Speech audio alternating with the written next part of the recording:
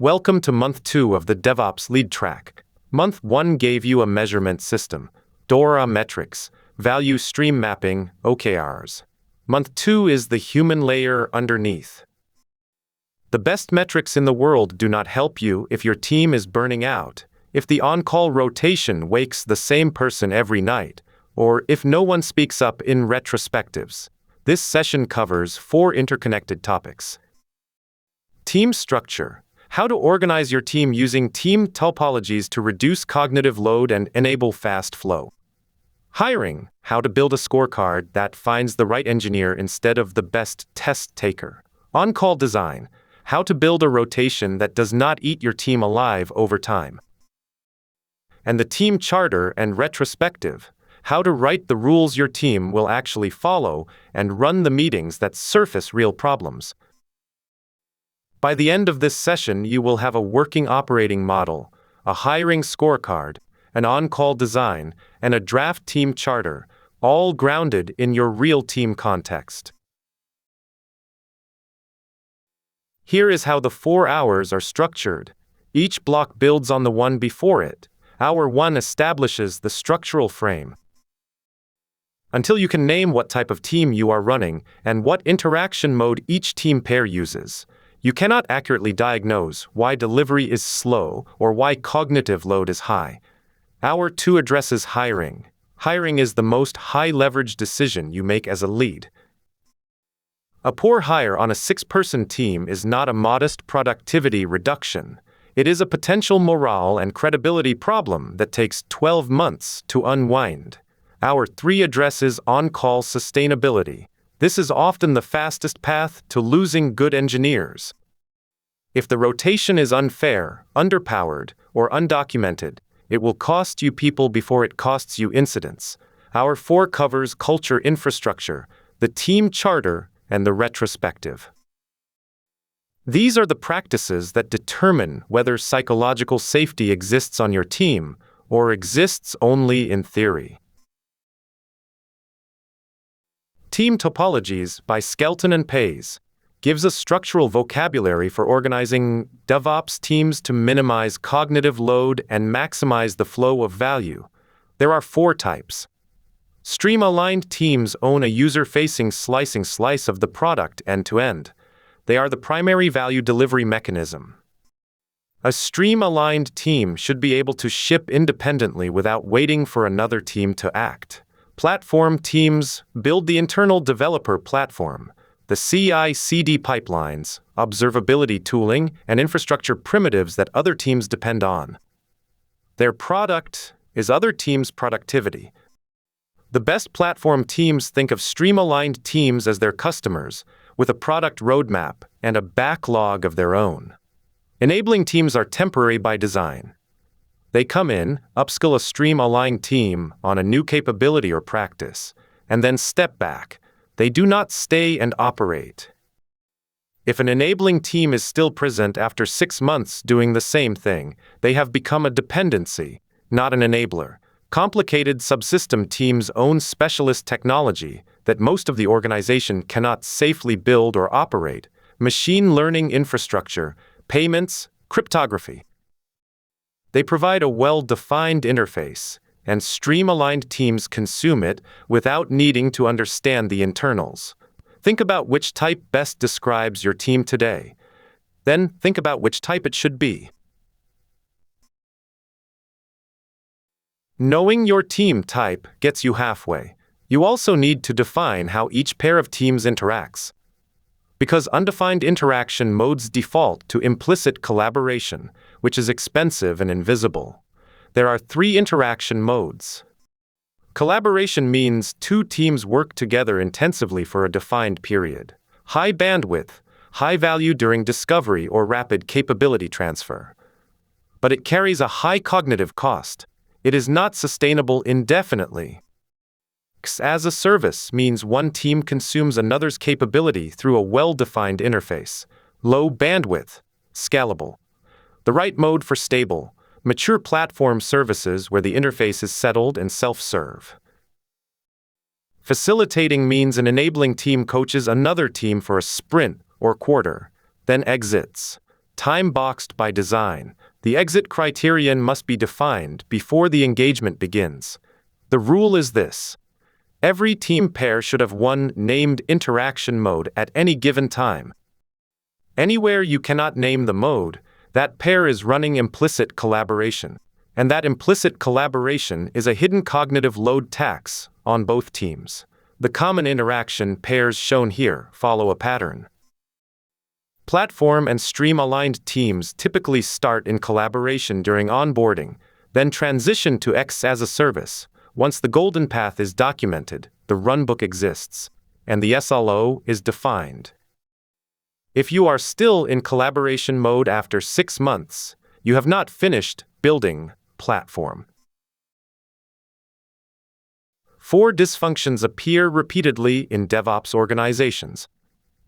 All 4 look like normal operations until you apply the Team Topologies lens.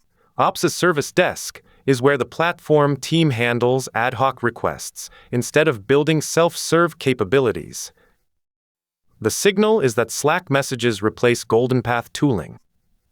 Platform engineers spend their days answering questions instead of building systems that eliminate the questions. Hero culture is where one person knows everything and is always on call. The signal is that 70% of pages wake the same engineer.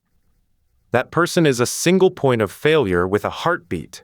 The reliability risk is real, and the burnout risk is certain. Accidental enabling is where a platform team trains stream-aligned teams in a pattern that never ends. The enabling mode runs for 6 or more months with no exit criteria. What started as capability transfer has become permanent dependency. Silos masquerading as topology is where teams use Team Topologies vocabulary but operate as disconnected silos. Every request goes to a JIRA queue. No interaction mode is named. The language has changed. The behavior has not. The diagnostic questions are direct. Ask who decides what gets built next. If a stream-aligned team cannot prioritize their own backlog, they are a feature factory, not a stream-aligned team. Ask what the platform team says no to. A platform without a "not this quarter" list is a service desk. Ask when the enabling engagement ends. If no one can answer, the enabling team has become a permanent dependency. Hiring is where team quality is built or eroded over time. Scorecard interviewing addresses the 2 most common hiring failures: inconsistency across interviewers and questions that test memorization instead of judgment. 5 buckets for a senior DevOps role. Technical depth carries 30% of the weight, and what you are measuring is observable problem solving, not certification recall. Systems thinking carries 20%, how the candidate articulates trade-offs and identifies failure modes. Communication and ownership carries 20%, how they narrate incidents, update stakeholders, and take responsibility without deflecting. Reliability mindset carries 15%, their approach to SLO design, toil reduction, and error budget thinking. Cultural alignment carries the remaining 15%, and this must be anchored to your specific charter behaviors, not a generic culture fit impression. The critical distinction is signal versus trivia. Signal questions reveal how candidates actually think under conditions that approximate real work. Walk me through how you designed the alert routing for your last on-call setup. What triggered a page and what did not. Tells you whether they understand severity routing, noise reduction, and escalation logic, all from one question. Trivia questions test what a candidate can memorize in a week of interview preparation. List the 12-factor app principles. Tells you whether they studied. It tells you nothing about whether they can design a reliable deployment. Every bucket must have excellent, good, and concerning anchors written down before the interview loop begins. Interviewers should score independently and submit scores before discussing. Once discussion begins, the first voice in the room shapes everyone else's assessment. Beyond the scorecard, hiring strategy requires you to know what shape of engineer you are building toward over time. T-shaped engineers have deep expertise in one domain and broad functional knowledge across others. They are the right hire for small teams where each person needs to own a domain end-to-end. A 4-person platform team where each person covers a different domain: infrastructure, observability, CI/CD, security, needs T-shapes. Com-shaped engineers have senior-level depth in 2 or 3 distinct areas. They are rare, harder to hire, and easy to overload if you are not careful, but invaluable on growing teams where you need each senior engineer to mentor in their spike areas as well as execute. The practical guidance follows team size. For a team of 4 to 6, hire T-shaped. Coverage is the priority. For a scaling team of 7 to 9, mix 1 or 2 comb-shaped seniors with T-shaped mid-levels. For a mature team of 9 or more, target comb-shaped seniors with a T-shaped overlay across the rest of the team. The anti-pattern to avoid. Hiring only for depth without breadth creates on-call silos.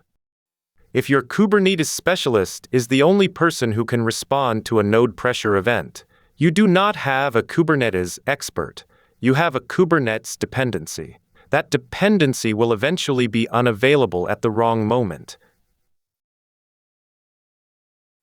On-call design is where team leadership becomes most concrete. 3 models to understand. Follow the sun. On-call responsibility passes between time zones as each region ends business hours. No single engineer carries overnight paging.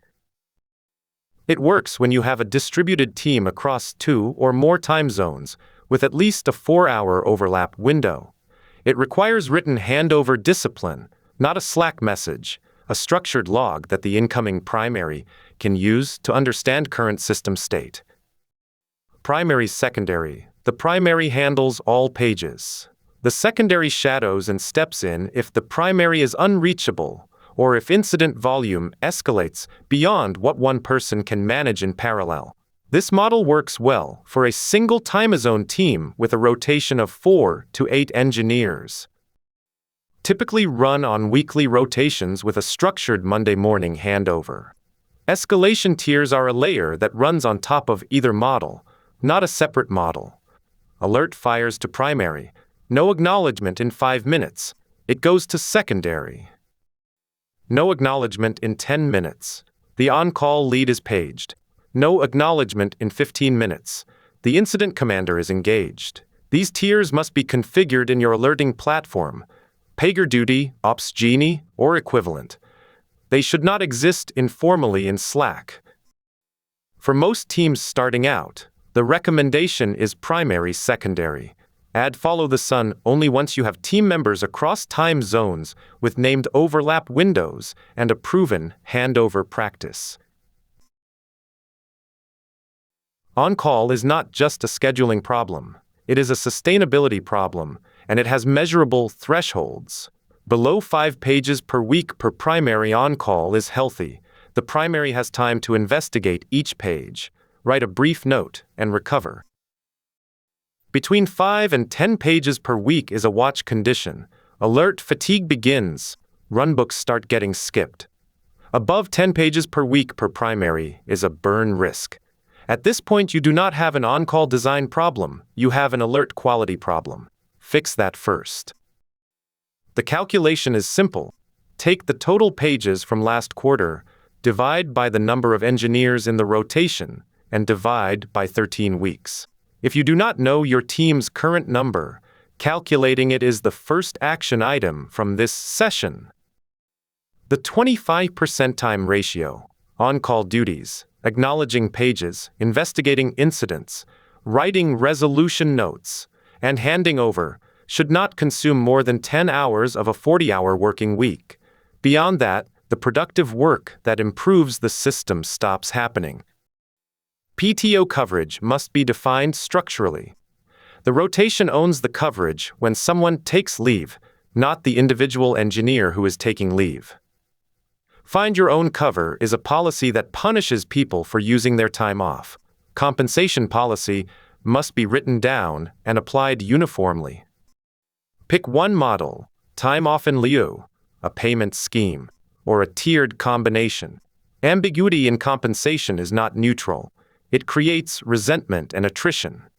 The quarterly fairness audit is simple. Export the percentage of total pages per person across the rotation. If any single person is carrying more than 30% of the load, that concentration is a structural problem. Runbooks are the documentation layer of your on-call system.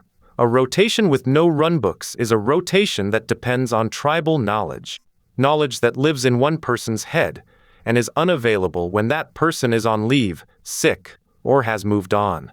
Every runbook requires 6 sections. The alert name and severity level, what fired, why it fires, and which SLO it protects, immediate triage steps, the link to the relevant dashboard, the first 3 commands to run, and the expected output of those commands.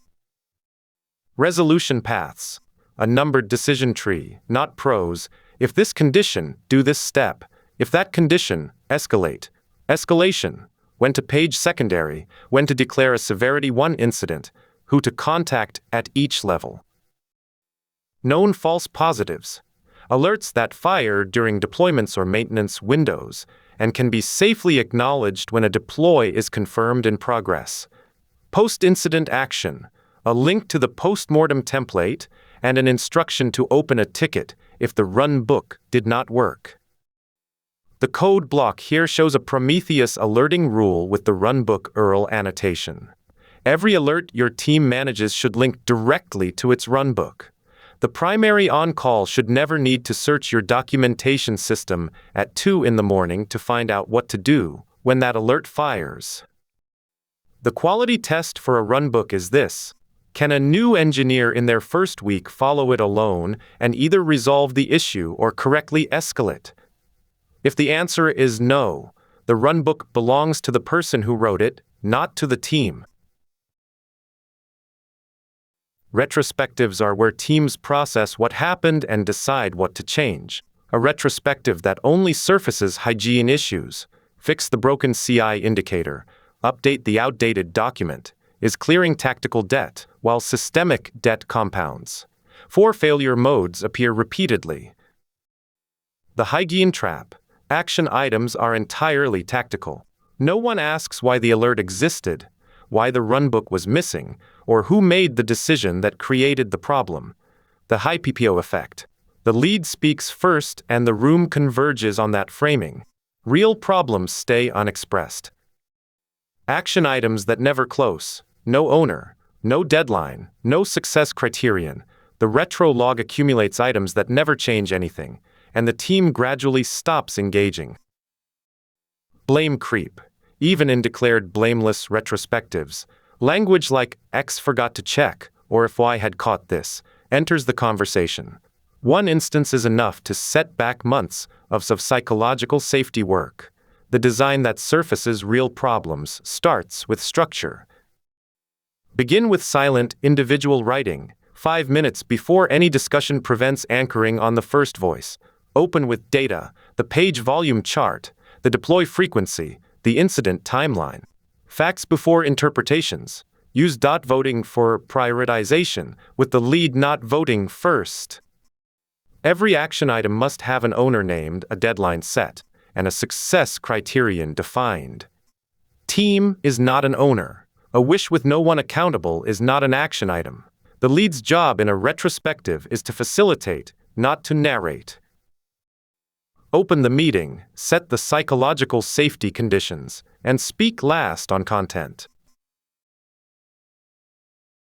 3 retrospective formats worth knowing and rotating across.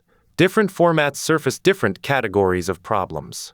4 ELMs, liked, learned, lacked, longed for, captures emotional tone alongside process issues.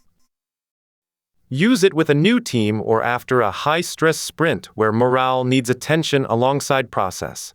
It takes 45 to 60 minutes and works well asynchronously on a collaborative board. The 4 quadrants prompt reflection on what the team values, not just what broke. Sailboat uses a visual metaphor. Wind that helps, anchors that slow progress, rocks that represent risks, and an island that represents the goal. The rocks quadrant reliably surfaces risks that people have not yet said aloud. Use it when the team is in a quarterly rut or facing a significant upcoming change. A migration, a reorganization, a new service boundary. The act of drawing a boat on a whiteboard signals permission to be candid. Takes 45 minutes. Timeline maps events, decisions, and emotional states chronologically across a sprint or incident. It is the best format for post-incident retrospectives and blameless postmortems.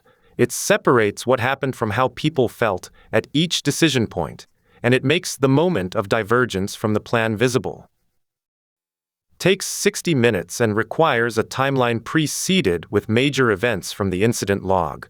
Rotate formats quarterly. The same format every retrospective produces autopilot responses. Rotating signals that you are being deliberate about what you are trying to learn from each cycle. Amy Edmondson defines psychological safety as a belief that one will not be punished or humiliated for speaking up with ideas, questions, concerns, or mistakes. Google's Project Aristotle, which studied what makes high-performing teams, found it to be the single strongest predictor of team performance, stronger than individual talent, stronger than experience, stronger than team stability. When psychological safety is present, engineers raise concerns in planning before code is written, not in a post-incident review after the damage is done. Postmortems name systemic causes without an individual to blame. New team members ask why things are done a certain way and receive a genuine answer. Code review comments are questions, not verdicts. When it is absent, retrospectives are quiet. Everyone agrees. Nothing gets named. Incidents escalate slowly because people hesitate to page the lead. Team members who stopped raising concerns months ago may already be looking for other roles without having said so. How to build it? Model vulnerability first. As the lead, admit your mistakes openly in the retrospective, not performatively, but genuinely. This sets the tone for everyone else. Reword the question, not just the correct answer. When someone raises a concern that turns out to be unfounded, thank them publicly. If false alarms are punished, silence on real ones follows. The structured disagreement protocol belongs in the charter in writing. Raise concerns before the decision. Commit fully after. The hardest part of psychological safety is that it is destroyed faster than it is built. One poorly worded public criticism can undo months of trust. When it slips, name it and correct it. A team charter makes implicit norms explicit. The difference between a charter and a list of aspirations is behavioral specificity. 7 required sections. Mission in 1 sentence. What the team exists to deliver, not a role description. Values with concrete behaviors, not principles, but specific actions the team commits to, anchored to real situations the team will actually face. Decision rights. How decisions are made and when, specifically, the lead decides alone. Meetings, format, cadence, and async first norms for stand-up, planning, and retrospective. Off-hours expectations, no slack after a specified time, with on-call as the defined exception. Psychological safety practices, blameless postmortem template, disagreement protocol, code review tone, all written down.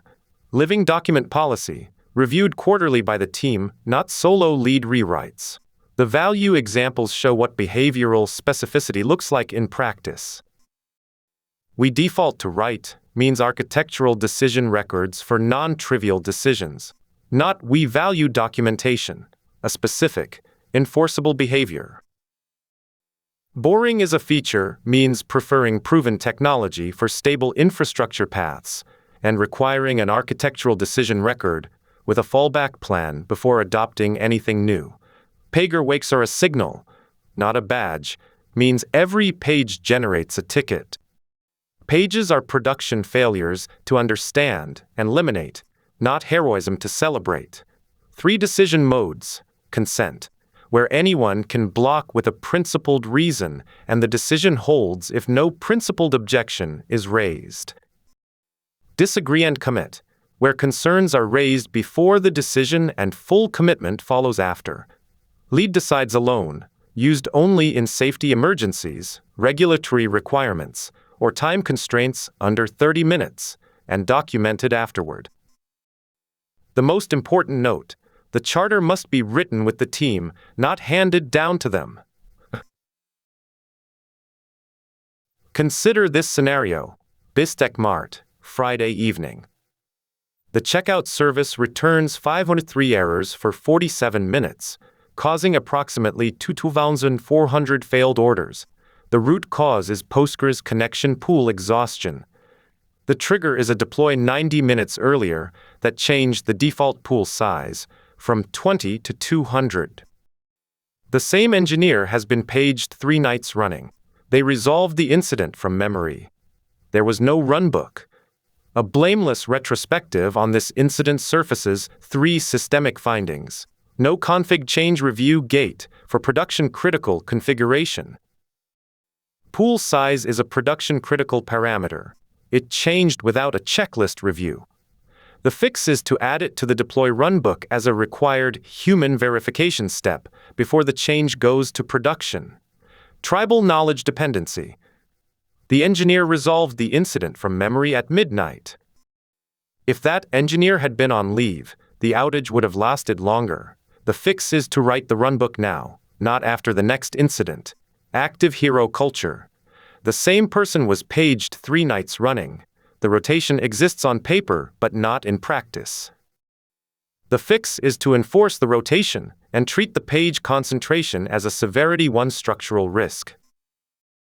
What a blameless retrospective must not surface: the name of the person who made the pool size change, the name of the person who approved the deploy, and any finding that begins with an individual's name. Any finding that starts with a name is a blameless retrospective failure. 4 artifacts come out of this session, each worth 25 points. The operating model, a team of teams map using Team Topologies vocabulary. Interaction modes named for each team pair. A headcount plan with rationale. Outcomes described, not outputs. Anti-patterns identified with mitigations. The hiring scorecard, written for a senior DevOps role. 5 buckets with excellent, good, and concerning anchors for each. A 5-round interview loop described. A decision rule that is unambiguous when scores are in. Anti-bias practices that are specific, not aspirational. The on-call design. Rotation model with escalation tiers. Page volume targets expressed as numbers.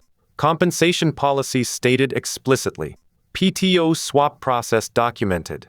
A quarterly fairness audit process. Improvement targets that are time-bound. The team charter. Mission in 1 sentence.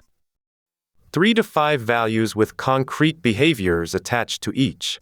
Decision modes named. Off-hours norms made explicit. Psychological safety practices operational and written down. A living document policy. Scoring 90 to 100 is exceptional, a deliverable that could be used at BISTEC tomorrow. 75 to 89 is proficient. 60 to 74 is developing. Below 60 is beginning. Passing requires 75%. In this session, you built 4 things: a Team Topologies operating model with team types, interaction modes, and dysfunctions named, a hiring scorecard grounded in observable signals instead of memorization, an on-call design with sustainability thresholds and a fairness audit, and a draft team charter that the real version will be built from, with your team. The offline milestones between now and month 3. Run the topology mapping exercise with your real team and compare the result to the map you drew today. The differences are where the work is.